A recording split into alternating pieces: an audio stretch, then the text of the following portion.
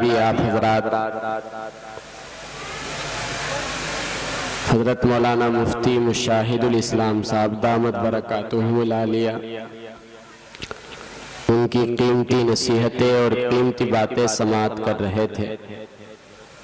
یقیناً کچھ باتیں قابل غور ہیں اور ان پر توجہ دینے کی ضرورت ہے۔ آئیے میں یہ چاہتا ہوں کہ حضرت مفتی صاحب کے بیان کے بعد یہ محفل، یہ جلسہ جس مقصد کے لیے، جس اہم مقصد کے لیے منعقد کیا گیا ہے اس کی تکمیل کرا لی جائے۔ آپ کے مدرسے سے 6 طالب علم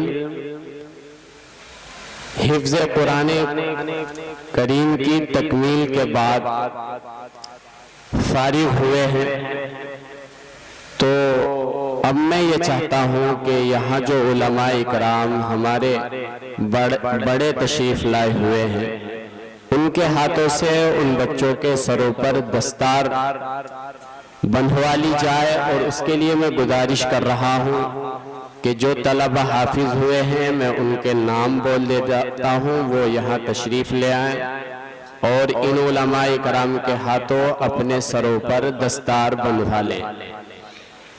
جناب حافظ محمد اعظم سلمہ ابن حبیب الرحمن صاحب، جناب حافظ محمد سراج سلمہ ابن مولانا عبد الرزاق مرحوم۔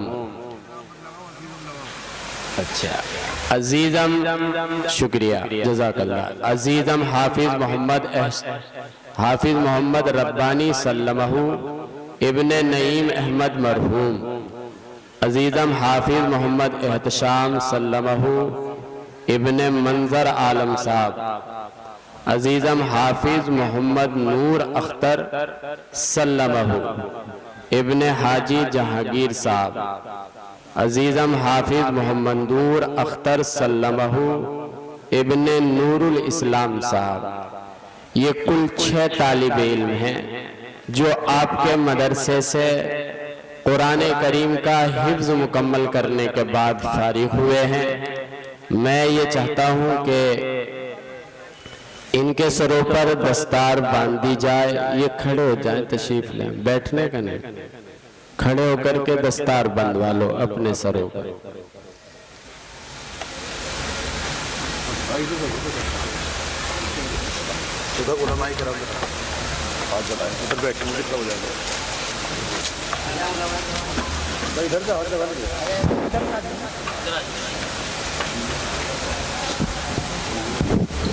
اس طرح آپ بیٹھے ہو ہاتھ لگا دیجیے۔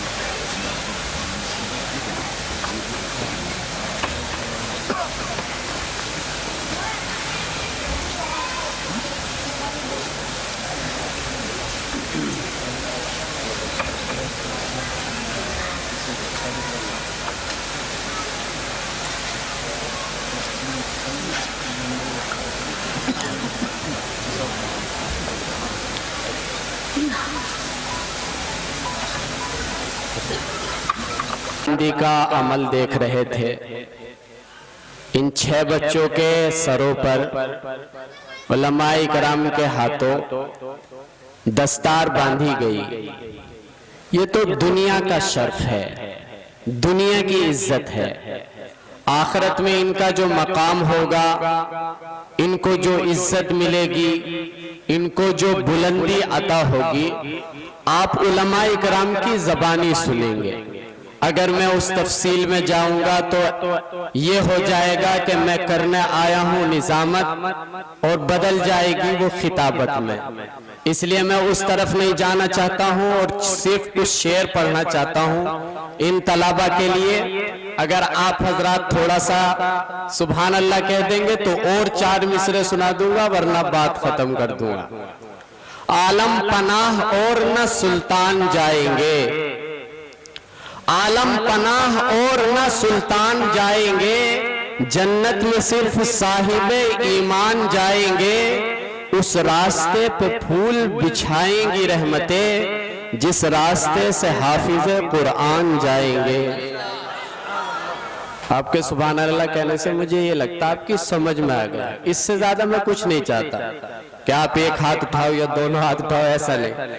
آپ میں سے کچھ کا سمجھ میں آ جائے تو ایسا لگتا ہے کہ میں ٹھیک بول رہا ہوں، صحیح بول رہا ہوں، اور جب کوئی سمجھ میں نہیں آتا تو مجھے لگتا ہے یار میں اکیلا بول رہا ہوں اور اپنا آپ ہی سمجھ رہا ہوں۔ وہ ایسا ہوتا نا کہ وہ ایک آدمی پہلے زمانے میں خط لکھواتے تھے، تو ایک آدمی آیا کہ حضرت مولانا صاحب، قاری صاحب میرا خط لکھ دیجئے، تو قاری صاحب نے جواب دیا میرے پیر میں درد ہے۔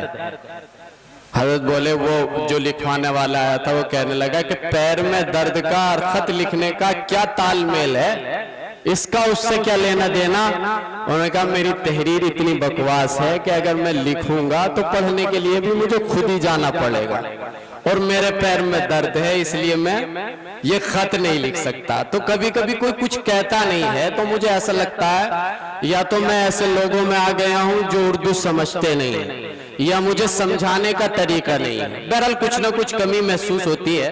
ابھی مجھے جو ہے ایک اصلاح کی گئی ہے عزیزم اور جناب کی، تو بہت شکریہ، کوئی ایسی بات نہیں ہے۔ بہرحال اس درمیان میں میرے استاد محترم حضرت مولانا مفتی عبد الرحمن صاحب دامت برکاتہم العالیہ، وہ مسلسل سفر میں بھی ہیں اور ان کی اہلیہ زیادہ علیل ہیں، اس وجہ سے وہ اور کچھ اور ذمہ داریاں ہیں، اس وجہ سے وہ یہاں سے تشریف لے جا چکے ہیں۔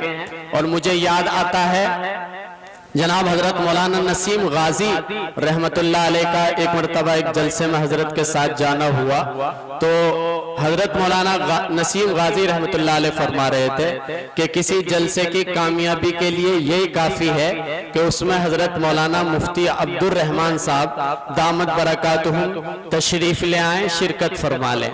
تو یہ جلسہ تو جس نسبت پر ہو رہا ہے وہ کامیاب ہو گئی، کامیاب ہے الحمدللہ، اور ترقی کے ساتھ یہ آگے بڑھے۔ آئیے میں آپ کو کچھ شعر سنانا چاہتا ہوں، اور اسٹیج پر جو حضرات اساتذہ اکرام موجود ہیں سب کے نام نہیں جانتا میں، سب کی توجہ کے ساتھ میں کچھ شعر سنانا چاہتا ہوں کہ علم تہذیب و تمدن کا قرینہ ایک طرف۔ مفتی صاحب اب تک موجود تھے تو میں اسٹیج پر توجہ اس لیے نہیں چاہ رہا تھا کہ مجھے تھوڑا سا ادب کے بھی خلاف لگتا کہ استاد سے توجہ چاہو تو تھوڑا ادب۔ اب آپ میں سے میرا کوئی استاد ہے نہیں، بہرحال ساتھی کئی سارے ہیں تو اس لیے توجہ چاہی جا سکتی ہے کہ علم تہذیب و تمدن کا قرینہ ایک طرف۔ حمزہ یاد وہ دوسرے جو وہ ہے نا وہ والے دوسرے والے وہ بہت دعویٰ کرتے ہیں ہم میں ایسے ناظم ہوتے ہیں اور یوں شعر سناتے ہیں، تو کبھی کبھی انشاءاللہ اگر موقع ملے گا تو یہ جواب ضرور دینا ہے۔ جی بے شک۔ علم تہذیب و تمدن کا قرینہ ایک طرف، سارا عالم ایک طرف، شہر مدینہ ایک طرف۔ علم تہذیب و تمدن کا قرینہ ایک طرف، سارا عالم ایک طرف، شہر مدینہ ایک طرف۔ مشک عنبر مونگرا چمپا کلی جوہی گلاب، مشک عنبر مونگرا چمپا کلی جوہی گلاب، ساری خوشبو ایک طرف، ان کا پسینہ ایک طرف، اور 30 پارے قلب کے جزدان میں محفوظ ہیں، سارے سینے ایک طرف، حافظ کا سینہ ایک طرف، سبحان اللہ، سارے سینے ایک طرف، حافظ کا سینہ ایک طرف۔ یہ وہ حفاظ اکرام یہاں تشریف فرما ہے۔ آئیے میں یہ چاہتا ہوں کہ جس کلام پاک کو انہوں نے اپنے سینوں میں محفوظ کیا ہے اس کلام پاک کو ایک ایسے خوبصورت لہجے سے سنوانا چاہتا ہوں کہ آپ کو سن کر کے لگے گا کہ آپ ایسا محسوس کر رہے ہوں جیسا نزول کے وقت صحابہ اکرام محسوس کرتے تھے، اور شاید یہ تھوڑا مبالغہ ہو جائے تو کم سے کم ایسا محسوس کریں گے کہ یہ ہے وہ قرآن کہ جس کے سننے سے صحابہ اکرام کے دلوں میں ہلچل مچ جاتی تھی، کفار میں کھلبلی مچ جاتی تھی، صحابہ اکرام کے ایمان میں اضافہ ہو جاتا تھا، کفار سن کر ایمان لانے پر مجبور ہو جاتے تھے۔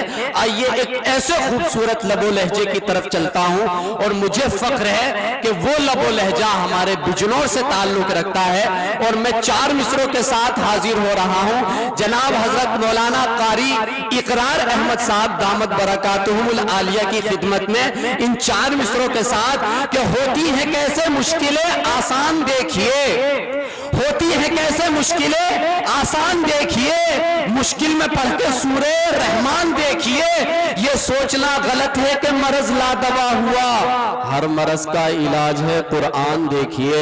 میں گزارش کر رہا ہوں جناب حضرت قاری محمد اقرار صاحب دامت برکاتہم العالیہ سے کہ آپ تشریف لائیں اور اپنی خوبصورت آواز کے ساتھ قرآن پاک کی تلاوت کر کے ہم سب کے قلوب کے اندر ایمانی حرارت میں اضافہ فرما دیں۔ رحمت اللہ تھوڑا سا ہو رہا ہے، استاد ہے۔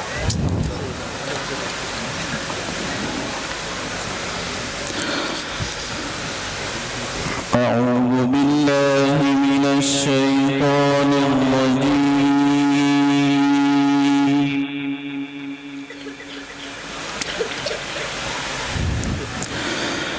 بسم اللہ الرحمن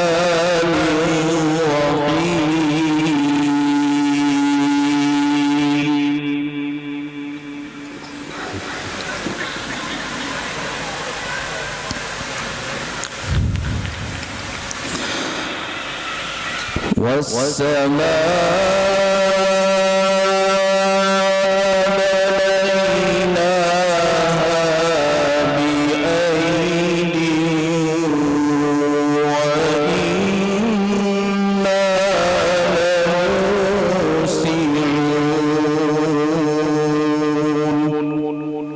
سبحان اللہ۔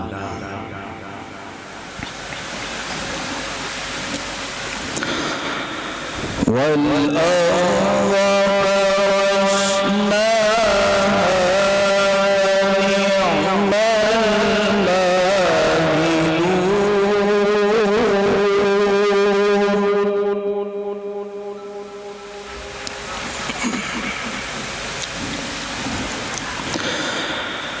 ومن كل شيء خلقنا زوجين لعلكم تذكرون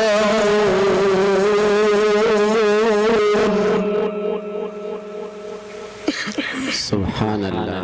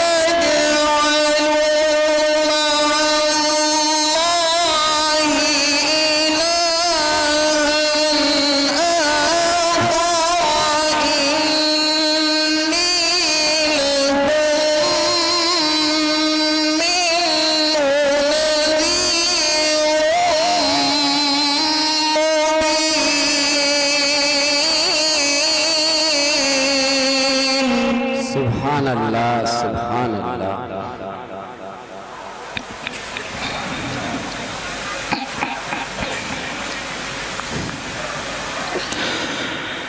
كذلك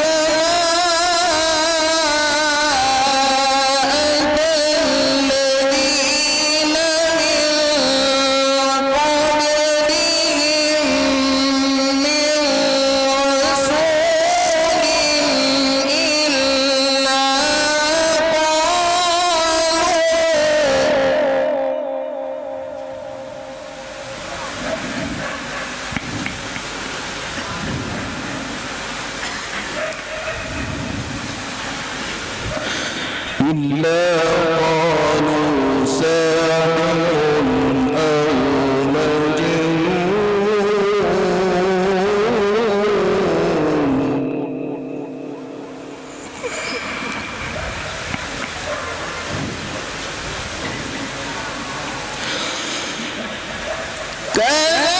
كذلك ما أتى الذين من قبلهم من رسول إلا قالوا ساحر أو مجنون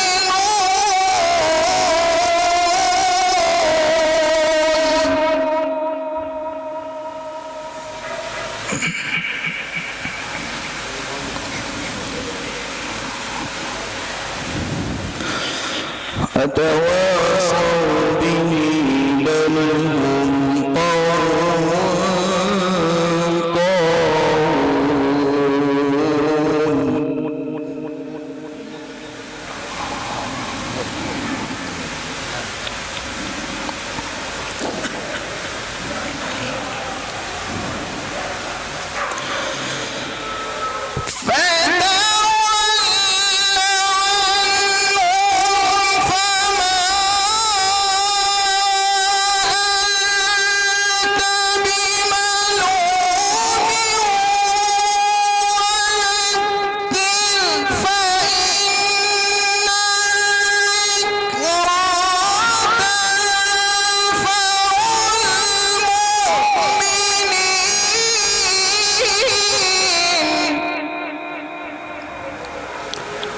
سبحان اللہ سبحان اللہ.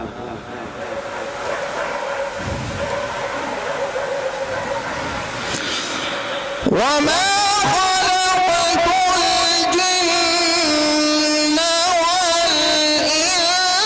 والإنس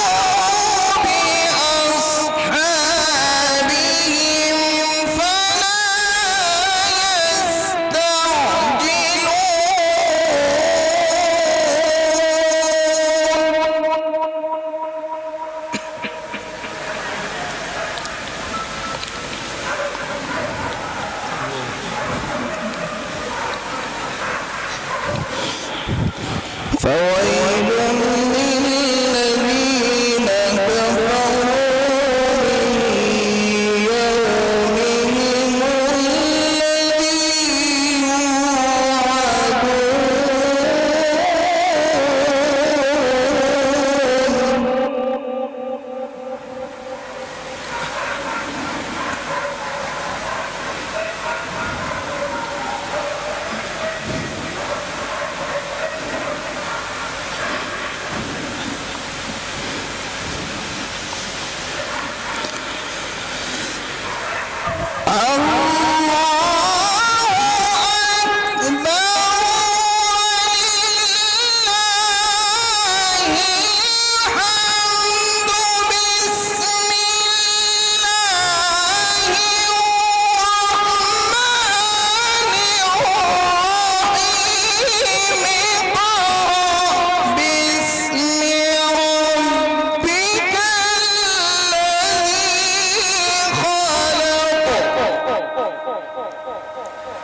سبحان اللہ سبحان اللہ.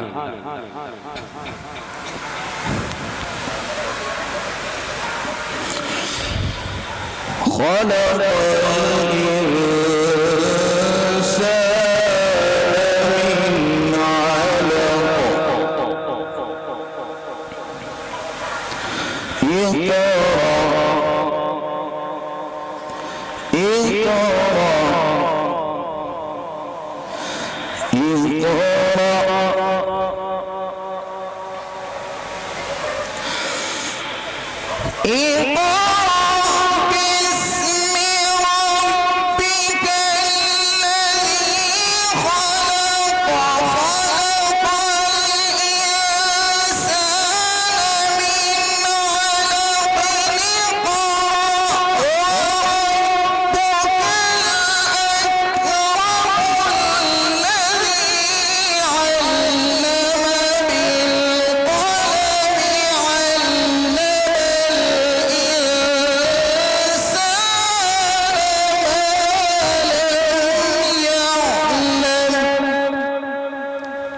سبحان اللہ سبحان اللہ.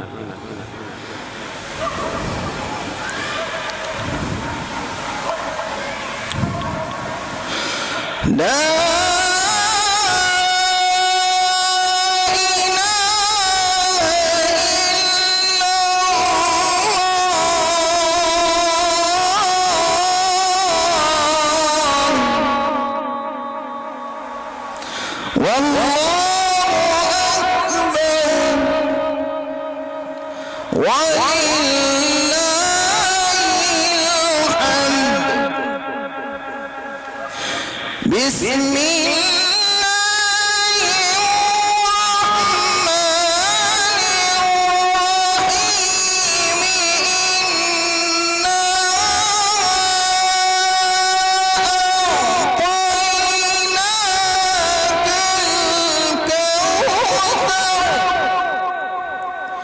فصل لربك وانحر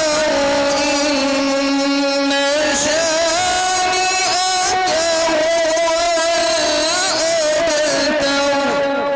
هو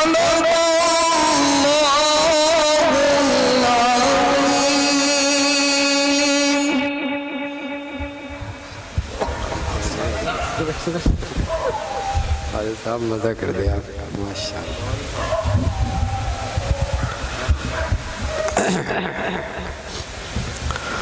ماشاءاللہ کیا خوبصورت آواز میں قرآن پاک تلاوت کی. اگر ہم لوگ عربی جانتے اور اس کے معنی اور مطالب کو سمجھتے پھر اور مزہ آتا, پھر اور زیادہ لطف آتا, پھر ہمارے دل کی گہرائیوں میں اور زیادہ اترتا.